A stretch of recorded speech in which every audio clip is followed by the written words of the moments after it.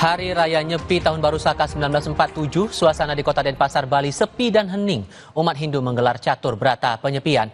Seperti yang terlihat di kawasan Banjar Wangaya Kaja Denpasar, tak ada satupun warga beraktivitas di luar rumah, kecuali para ibu yang mengaturkan sarana persembahyangan. Sejumlah pecalang atau petugas keamanan adat tampak berjaga di perbatasan desa adat.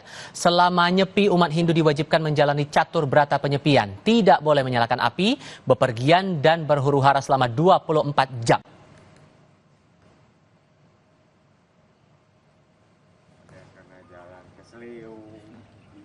Presiden Prabowo Subianto menyampaikan ucapan selamat Hari Raya Nyepi Tahun Baru Saka 1947 bagi umat Hindu di seluruh Indonesia.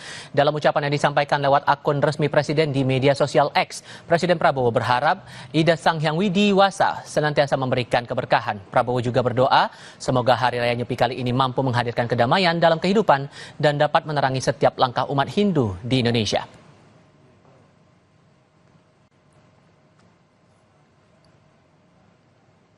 Ucapan Hari Raya Nyepi juga datang dari Wakil Menteri Pariwisata Niluh Puspa. Dalam ucapannya, Niluh mengatakan semoga Nyepi bisa menjadi perenungan yang baik untuk meningkatkan kualitas hidup umat Hindu. Om Swastiastu, saya Niluh Puspa, Wakil Menteri Pariwisata Republik Indonesia, mengucapkan selamat Hari Raya Nyepi Saka 1947 kepada semua umat Hindu di seluruh wilayah Indonesia. Semoga kita semua dapat menjalankan tapa berata penyepian dengan baik dan lancar. Dan mudah-mudahan Nyepi ini bisa menjadi momen perenungan yang baik bagi kita untuk bisa terus meningkatkan kualitas hidup kita. Dan juga mampu menyeimbangkan antara buana alit atau diri kita sendiri dengan buana agung atau alam semesta. Sekali lagi, selamat Hari Raya Nyepi Saka 1947.